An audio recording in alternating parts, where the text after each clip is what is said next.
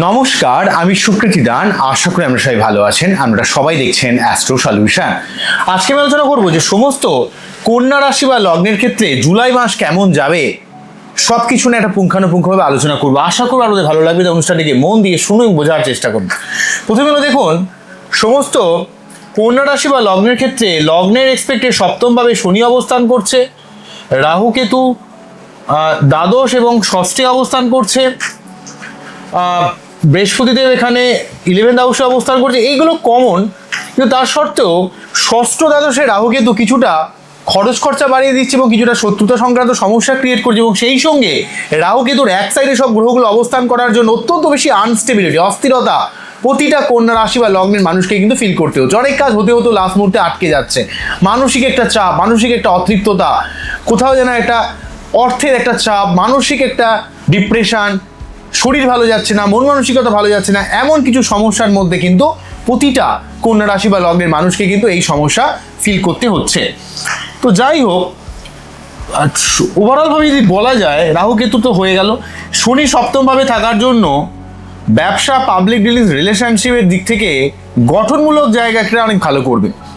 অর্থাৎ আপনার যদি একটা ভালো কোনো প্রেম থাকে, সেই প্রেম করে বিবাহের সম্ভাবনা। সপ্তমভাবে শনি থাকার জন্য আপনাকে পাবলিক ডিলিংসের জায়গায়, সম্পর্কের জায়গায় আরও বেশি দায়িত্বশীল হতে হবে। কেননা সপ্তমভাবে শনি এসে বসেছে মানে বুঝতে হবে যে আপনি কতটা রিলেশনশিপের ব্যাপারে বা পাবলিক ডিলিংসের ব্যাপারে আপনি কতটা দায়িত্বশীল বা কতটা দায়িত্ব পালন করছেন। যদি আপনি সেই দায়িত্ব পালন করেন, তাহলে সেই সম্পর্কের জায়গাটা আপনার অবশ্যই ভালো করবে।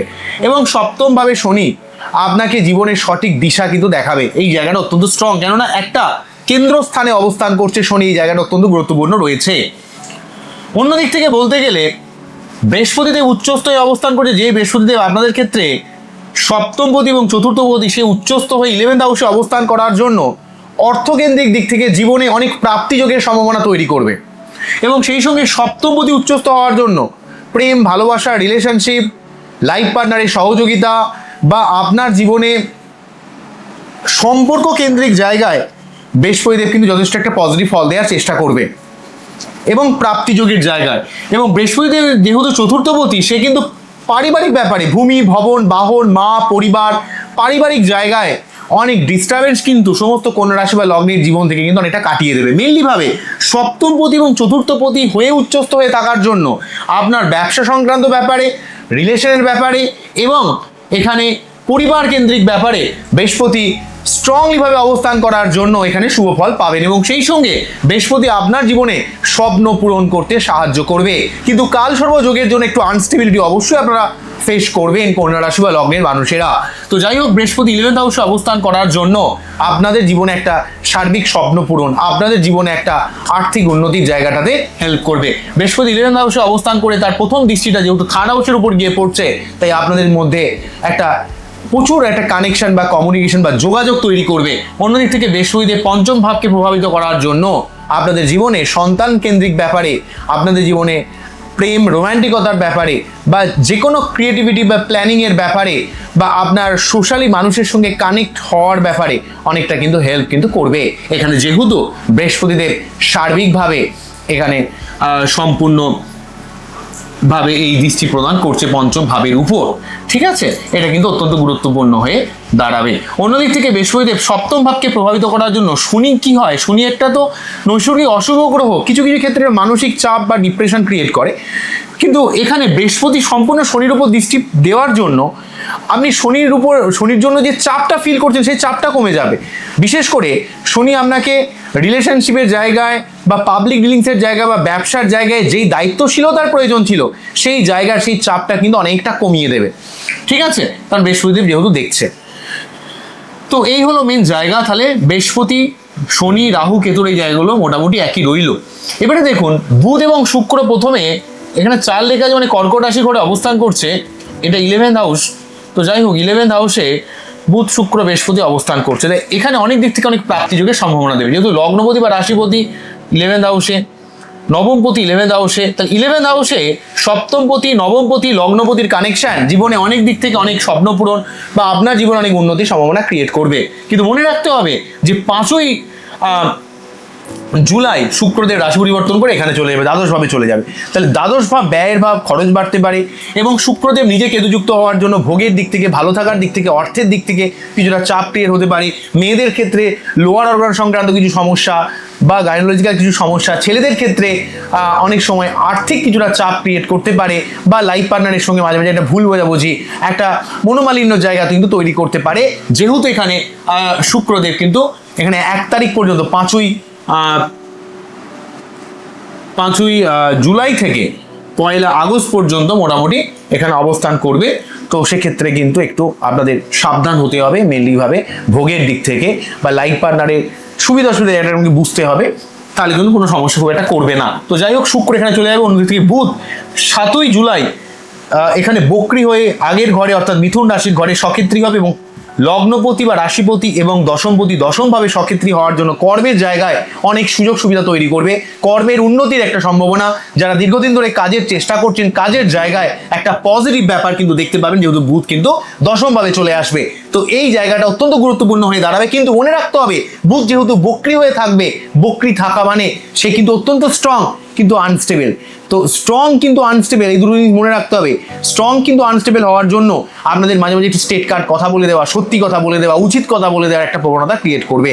তার জন্য নিজের বাক্য বা বাণীর ব্যাপারে লাগাম দিতে হবে, দুমদাম বলবেন না। কেননা বুধ যখনই বক্রি হয়ে আপনাদের দশমভাবে অবস্থান করবে, একটু সবসময় একটা স্টেট কার্ড কথা বলে দেওয়া, সবসময় সত্যি কথা বলে দেওয়া, সবসময় একটা উচিত কথা বলে দেওয়ার সমস্যা আপনাকে মাঝে মাঝে ফেলতে পারে। এই ব্যাপারটা একটু দেখতে হবে প্রতিটা কন্যা রাশি বা লগ্নের মানুষদের ক্ষেত্রে, ঠিক আছে?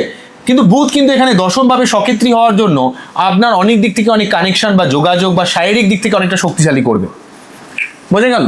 কিন্তু তবুও আপনাদের বক্রি থাকার জন্য, তার একটু আনস্টেবিলিটির জন্য মাঝে মাঝে স্টেট কার্ড কথা বলা বা নিজের বাক্যের ব্যাপারে একটু আপনাদের সাবধান হতে হবে, নাহলে কিন্তু সমস্যা ক্রিয়েট করতে পারে। এটা একটু দেখতে হবে। অন্য দিক থেকে বলতে গেলে আরেকটা ব্যাপার আপনাদের ক্ষেত্রে বলবো, সেটা হলো নেক্সট যে ব্যাপারটা বলতে হবে সেটা হলো, এটা তো হয়ে গেল। এখানে মঙ্গলদেবকে নবমভাবে পাচ্ছেন, যে অষ্টমপতি নবমে আপনাদের জীবনে ভাগ্যকেন্দ্রিক দিক থেকে একটা লড়াই করার মানসিকতা প্রদান করবে। আপনার জীবনে যে কোনোভাবে হোক, যে কোনো সমস্যা থেকে টেনে বেরিয়ে আসার দিক থেকে, একটা লড়াইয়ের ময়দানে আপনাকে জয়লাভ করার দিক থেকে কিন্তু এখানে যথেষ্টভাবে একটা পজিটিভ রোল প্লে কিন্তু করবে মঙ্গলদেব, যেহেতু এখানে আমাদের নবমভাবে রয়েছে। ভাগ্যস্থানে মঙ্গলদেব কিন্তু লড়াই করে যে কোনো সমস্যা সমাধানে আপনাদের একটা বিশেষভাবে সাহায্য কিন্তু করে দেবে। এটা অত্যন্ত ইম্পর্টেন্ট। মঙ্গলদেব এখানে থেকে তার প্রথম দৃষ্টি 1, 2, 3, 4 এখানে দ্বাদশ ভাবের উপর প্রভাবিত করার জন্য সঠিক জায়গা, অর্থ ইনভেস্ট। থার্ড হাউসকে প্রভাবিত করার জন্য আমাদের মধ্যে পরাক্রমতা বা প্রচেষ্টার লেভেলকে বাড়িয়ে দেবে, এবং ফোর্থ হাউসকে প্রভাবিত করার জন্য ভূমি, ভবন, বাহন, মা, পরিবার কেন্দ্রিক ব্যাপারে, কারণ অলরেডি এখানে মঙ্গল কিন্তু আপনাদের চতুর্থ ভাবকে দেখছে, তো এটাও অত্যন্ত গুরুত্বপূর্ণ হয়ে দাঁড়াবে। ঠিক আছে, তাই মঙ্গলের অবস্থানও কিন্তু জুলাই মাসে যথেষ্ট পজিটিভ, কারণ যে কোনো প্রাপ্তির ক্ষেত্রে মঙ্গলের যে লড়াই, যে চেষ্টা, যে স্ট্রাগেল, সেই জায়গাটায় মঙ্গল কিন্তু যথেষ্ট একটা পজিটিভ ফল দেওয়ার চেষ্টা করবে। বোঝা গেল কি বললাম? আচ্ছা, আরেকটা ব্যাপার বলতে হবে, এখানে রবিকে আমরা এখানে পাচ্ছি হচ্ছে 16 তারিখ পর্যন্ত কর্মের জায়গায় আপনার যথেষ্ট উন্নতি, মান সম্মান, প্রতিপত্তি, পিতার দিক থেকে হেল্প, ঊর্ধ্বতন কর্তৃপক্ষের সহযোগিতা কিন্তু প্রদান করবে। কিন্তু এটা ইগোয়েস্টিক ব্যাপারে সাবধান হতে হবে, যেহেতু দ্বাদশপতি আপনাদের 10th হাউসে রয়েছে।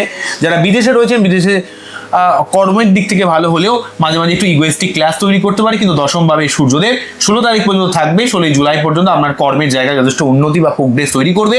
16 জুলাইয়ের পর সূর্যদেব 11th হাউসে চলে যাওয়ার জন্য তখন কিন্তু আপনার বৃহস্পতির সঙ্গে যুক্ত হয়ে, বৃহস্পতি এবং সূর্য একসঙ্গে আপনার জীবনে অনেক দিক থেকে প্রাপ্তিযোগ, অনেক দিক থেকে সম্মান, অনেক দিক থেকে আপনার লাইফে অনেক অসাধ্য সাধন করতে সাহায্য করবে। তো এই জায়গাটা অত্যন্ত পজিটিভ থাকছে। আরেকটা ব্যাপার বলবো, শনি কিন্তু 27শে জুলাই বক্রি হয়ে যাচ্ছে। এখানে বুধ অলরেডি বক্রি হচ্ছে, জুলাই মাসে দুখানা গ্রহ বক্রি হবে, একটা বুধ বক্রি হচ্ছে, এবং 27শে জুলাই শনি যখন বক্রি হবে তখন অত্যন্ত স্ট্রং হবে, কিন্তু আনস্টেবল হয়ে যাবে। স্ট্রং হওয়ার জন্য যারা দীর্ঘদিন ধরে কোনো প্রেম বা সম্পর্কের চেষ্টা করছেন, ভালো ভালো মানুষের সঙ্গে কানেক্ট করার চেষ্টা করছেন, সেই জায়গায় পজিটিভ। কিন্তু এখানে শনি কিন্তু আপনাদের জীবনে একটা অত্যন্ত বেশি অস্থিরতা, স্টেট কাট কথা বলে দেওয়া, রেগে যাওয়া, লাইফ পার্টনারের সঙ্গে মাঝে মাঝে মতবিরোধ তৈরি হয়ে যাওয়া, বা একটু লোকের সঙ্গে কথায় স্টেট কাট কথা বলার জন্য একটু সমস্যা ক্রিয়েট করতে পারে। যেহেতু সেখানে শনি মঙ্গলকে দেখছে, তাই শনি মঙ্গল যোগ সবসময় একটা খিটখিটে মেন্টালিটি তৈরি করতে পারে। এই ব্যাপারে সমস্ত কন্যা রাশি বা লগ্নের মানুষদের একটু সাবধান হতে হবে। তাহলে 3টে রাশি পরিবর্তন হবে। প্রথম হচ্ছে শুক্রদেব 5ই জুলাই এখানে সিংহ রাশি ঘরে প্রবেশ করবে দ্বাদশ ভাবে।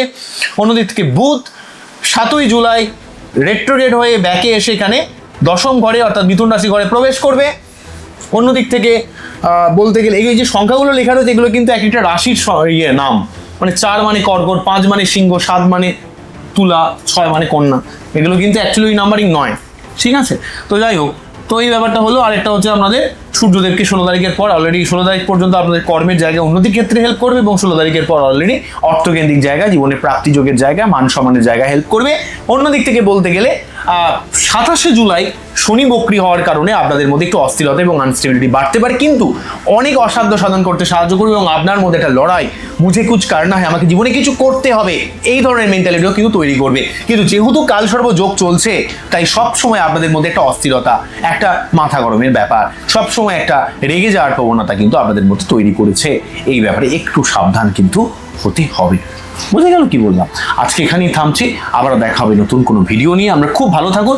তবে যেটা বলবো সেটা হচ্ছে, যেহেতু শনি এখানে বক্রী হবে, তাই প্রতি শনিবার নিরামিষ খাবেন, শনি মন্দিরে পুজো দেবে, এবং শুক্র কেতু যোগ প্রতি শুক্রবার পারলে প্রতিদিন শুক্রের যে মন্ত্র ওং দ্রাম দ্রিম দ্রম সাহা শুক্রায় নমঃ, ওং দ্রাম দ্রিম দ্রম সাহা শুক্রায় নমঃ, ওং দ্রাম দ্রিম দ্রম সাহা শুক্রায় নমঃ মন্ত্র পাঠ করতে পারেন, অনেক উপকার পাবেন।